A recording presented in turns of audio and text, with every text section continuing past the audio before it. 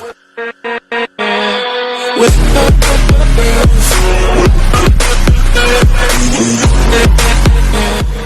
up, everybody? It's your boy Ash, guys. I'm coming to you guys today with my review of One Piece chapter 995. What a chapter this was, guys. This is an emotional chapter, especially at the very end of it, but let's jump right in. Don't forget to like, subscribe, hit that bell for more videos. We're jumping in. Chapter 995 was great. We came out of the gate hot with this chapter, guys. We got a big clash between Big Mom and Marco right out the gate, and what a fun clash this was. I was not expecting them to get right into this here.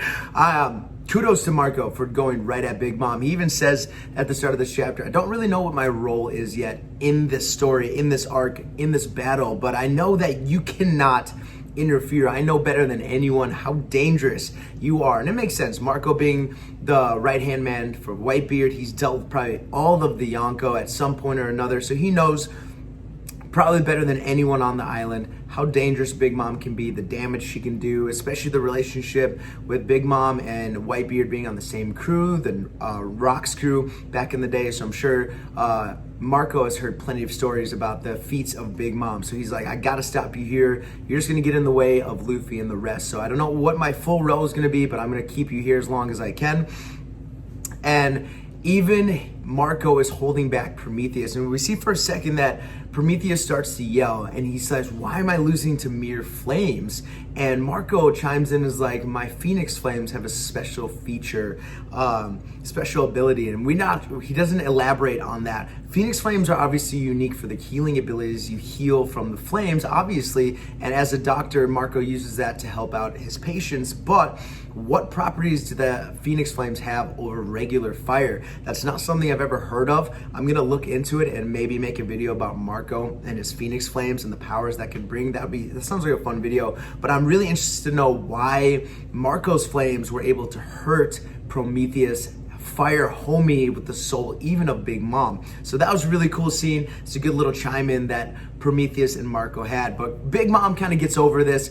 As they clash, she kind of like pushes Marco's fist out of the way and grabs Marco by the neck. And she calls on Perospero to kind of finish the job. And Perospero's on this like little cliff on the side, and he's made a bow and arrow out of candy. So he's got a bow with an arrow knocked on it, ready to fire Marco. And he's like, how ironic, Marco, that I've wanted to kill you all this time and I had to employ Big Mom to help me. So it sounds like there's a past between Marco and Pedro, or not Pedro, but Perospero. Maybe Marco's always gotten the best of Perospero in the past here, and Perospero's never been able to get the one up on Marco. So this is his chance to finally kill Marco. Even though they had an alliance, Perospero's not going to go behind Big Mom while she's in front of him.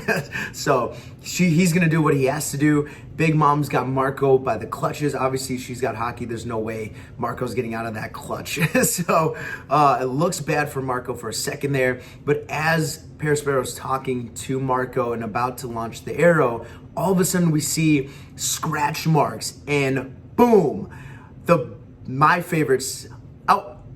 Second favorite scene. I'll say second favorite scene from this chapter. Wanda and Carrot out of nowhere, full Sulong, come and attack Perospero. Carrot has her like electro gloves on and she scratches Perospero in the face, and Wanda with a sword, with a rapier, cuts Perospero in the face as well. And you see blood spurt everywhere. It was a pretty brutal scene, but I for one hate Perospero, so I was really excited about that. I thought for sure he was dead, that he was gone, but he's not dead quite yet. But you see, he's like, why is it you again? As he falls off the cliff and they land elegantly. Wanda and Carrot look beautiful in this panel. They look amazing. Obviously, we knew how gorgeous Carrot was. I think Sulong Carrot is one of the most beautiful drawn characters I've ever seen. I love Sulong Carrot with her long hair and the bunny ears. And Wanda looks really badass. She looks really fierce. She's got all the lightning coming from her hair. She looks really awesome. So I really like how the Sulong ladies look. They look so good.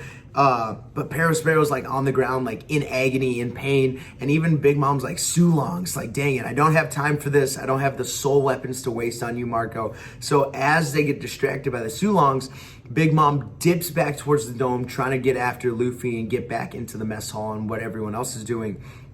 So Sulong, Carrot, and Wanda are like, Marco, Go after Big Mom. Don't worry, we'll handle Perospero. So the fight between Carrot, Perospero, the revenge tour is on. Carrot's trying to get revenge for Pedro, and they even bring up Pedro in this chapter a little bit as well. So this is going to be a fun fight. We saw this coming. It's been foreshadowed a whole bunch in previous chapters. So good on Carrot and Wanda, and I think they're absolutely going to dominate Perospero. I think Perospero is going to do some underhanded things to make this a fight for a little bit, but I don't think he stands a chance. He's definitely going to lose in this fight here. And that transitions us back to the dome. As Marco's starting to head towards the dome, he's like, I'm turning into an Omni. So some people are yelling, and this transitions us back to the performance hall where Queen, Zoro, Drake, and Apu are playing the tag game. Apu obviously has the antidote for the Ice Oni virus, and he's running around. People are still chasing him, and I think Oda kind of realized how many people hate Apu. So in this chapter, he kind of plays on that a little bit, and they're like, give me back the virus. Like, hey, we're on the same team, Apu. Like, God, my brother, my friend is turning into an Oni. He's gonna die. Like, give us the virus. And Apu at this point is like, I'm not giving you anything, because if I give you the virus, the antidote, Queen's gonna kill me, and I can feel the animosity in the air, so I'm not gonna give it to you guys either. So he's running around, and he jumps in there, and he uses his sonic boom attack to kind of take out some of the fodder, but Zoro and Drake are messing around. They're like, I don't have time for this, guys, and they go right at Apu, and this is a cool fight, and good on Apu for a second here. I had to give him credit. He blocks the attack from Zoro and Drake at the same time. He's got some clubs, so he blocks Zoro's swords and Drake's axe. He blocks them, and Zoro's like, I don't have time to waste on you. Give me the antidote. And Drake chimes in like really subtly. He's like, I never liked you.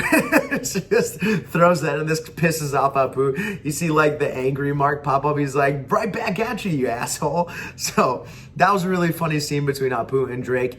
And as this is all going on, that little skirmish, Queen's on the performance stage going through bounty posters, and he's got Zoro and Sanji's bounty posters on, and he chimes in by saying, Zoro and it's Zoro. It's always good to take out the 2s and 3s first. And I think he says that because taking out the vice commander and the third in line, I was to say, can take out a lot of morale and distract a captain for sure. So I think Queen is strategizing. If he takes out Zoro and Sanji, this may throw off Luffy enough to get him away from Kaido, to bring him back into the performance stage and maybe throw him off his game, make a mistake, and they'll be able to take out Luffy. So he's strategizing on what to do. But a weird scene that a lot of people I've heard brought up are the scene about Sanji's bounty poster. And he says, so Vinsmoke's Judge's son is here. Vinsmoke Judge. And he says Vinsmoke's name, or Judge's name, twice. And we know that Queen is an engineer, a scientist. He likes to tinker with things. And a lot of people have speculated that he's had a past with Judge. Maybe they worked together under Vegapunk. I don't know if Queen knows Vegapunk that well, so maybe just Judge and Queen worked together in some underground stuff beforehand, or maybe Judge had done something to Queen while Queen was coming up the ranks before as a scientist before he joined Kaido's crew. So who knows, but it seems like there's a past there, and it sounds like there'd be a great confrontation between Sanji and Queen with Judge as a sticking point, and they'll be able to talk about the past, about how they maybe both hate Judge, or maybe Queen really admires Judge and Sanji has to beat some nonsense into him. So that'd be a fun scene, but that was a curious scene that I just had to bring up in this chapter. We transition same spot, but now we're with Chopper, Brook, and Robin. And Chopper's trying to figure out what the virus is doing. Brook apparently got the virus, so he was about to turn into an Oni, but it was fine because he has no flesh or warmth. So it's pretty much Brook is invincible in this hall right now. No matter who touches him, because he's got no skin, warmth, he'll be just fine. So he runs out super pumped. He's like, I'm invincible, and goes off to battle. As he's doing this, Chopper gets an idea, and he's like, this virus must be, and as he's trying to like spit out what the virus must be doing, Robin's like, Chopper, look, and his hand is turning into ice. Something touched, or someone touched Chopper without him realizing it, and he's starting to turn into the Ice Oni, and now time is against Chopper and the rest. Chopper's the only one who can be able to like figure out what this antidote is going to be, figure out a solution. If he gets the antidote, he can replicate it and get it to everybody, but time isn't on their side. So this makes the game of tag even crazier now.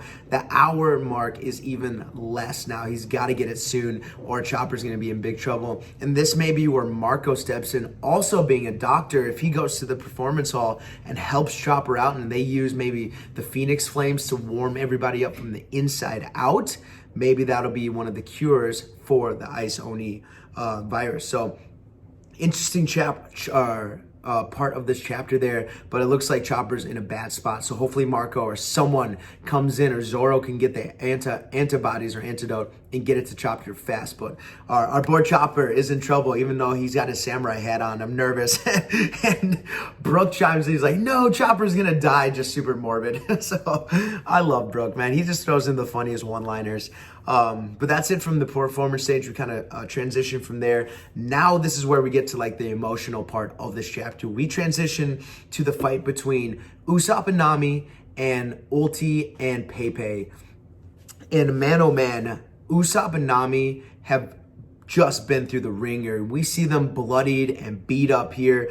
Usopp is firing off his devil stars at Ulti, and one picks her up in the mouth and it's got acid in its mouth, the giant like Venus flytrap thing he shoots off. He picks up Ulti and he's like, yes, melt her down. So all the acid is gonna break down Ulti and kill her. Kind of gruesome, but at that very second, Pepe shows up, bites the plant, and you can see like the little skull pop up above it. It was really sad, but the plant dies. Ulti comes out and he launches another attack. It's his like bamboo spears that he used at Fish Island, and they go up and try to hit Ulti and Pepe, but their skin is so tough. They're obviously zoned, so their physical might is even stronger, and they kind of just run through this like it was nothing. And apparently Ulti's been headbutting Nami and Usopp this entire fight. So she runs in like in her alternate form, runs right at Usopp, and he looks at her, he's like, please not again, and he full-on headbutts Usopp again, right in the face. It was crazy. What's up, buddy? Come here. He wants to be in the video. Full-on headbutts Usopp right in the face. So funny. And it was brutal. I mean, you see his head crack. Obviously, his nose shatters as well. Poor Usopp is in a bad situation. This is a callback to, what was it? Oh my God. Brain fart. The dog's distracting me. Alabaster. There we go. Where he was fighting like number 4 or something like that with the big like 1-ton bat that hit him in the head. And you just see like that crack and he's on the ground, and at the same time, Ulti, after taking out Usopp, walks over to Nami. He's like, you girl. She's like, no, please don't headbutt me again. I'm gonna die. And she picks up Nami, and I didn't realize how big Ulti was, but she's huge. Nami is like tiny in her hand. And she's like, you have one thing to do. Your captain was talking a lot of shit before about being the Pirate King over Kaido Senpai. I want you to say your captain will not be the Pirate King. And this scene is really emotional. Nami's like crying, her eyes go away. And Usopp's like, just do it. You can lie. It's okay. You gotta save yourself. And Nami kind of starts. She's like, Luffy will never. And we get like a little flashback of like, or we see like Luffy running. And at the top of the scene with like tears, like so sad, but she's like so determined. She's like, Luffy will never stop until he becomes king of the pirates.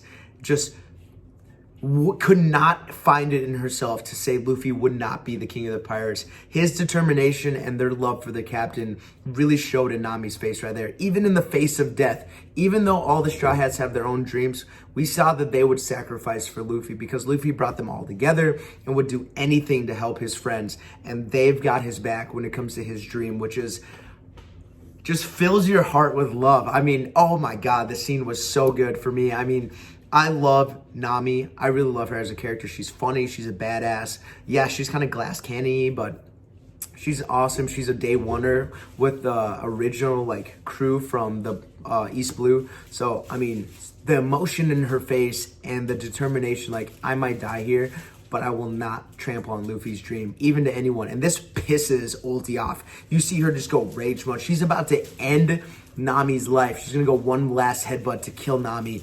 And out of nowhere Koma Inu shows up and puts Ulti in his mouth, just chomps on him.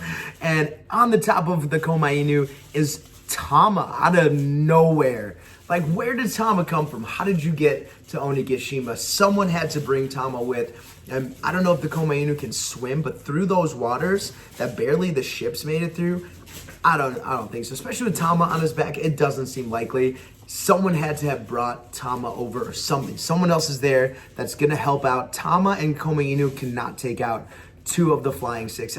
I don't think so. Yeah, it's a great scene. I love that the Koma Inu is back in this story, but there's got to be someone else with them strong enough to kind of handle these two, or at least distract him long enough to get Usopp and Nami some help, some medical attention. So I don't know who it was. And in the very end of the chapter, Pepe is like a dog. So maybe he has some kind of weird thing with dogs. But that's where the chapter ends. Really fun chapter. It was an emotional chapter. It was fast paced. There was a lot of action. I really enjoyed it, especially that scene with Nami. It just hit my heart. I got chills when I saw her face. I love that scene. So guys, comment below, what was your favorite part of chapter 995? What did you think of Nami sticking up for Luffy's dream, even in the face of death? Do you think any of the Straw Hats would take death over trampling on Luffy's dreams? I personally don't think so.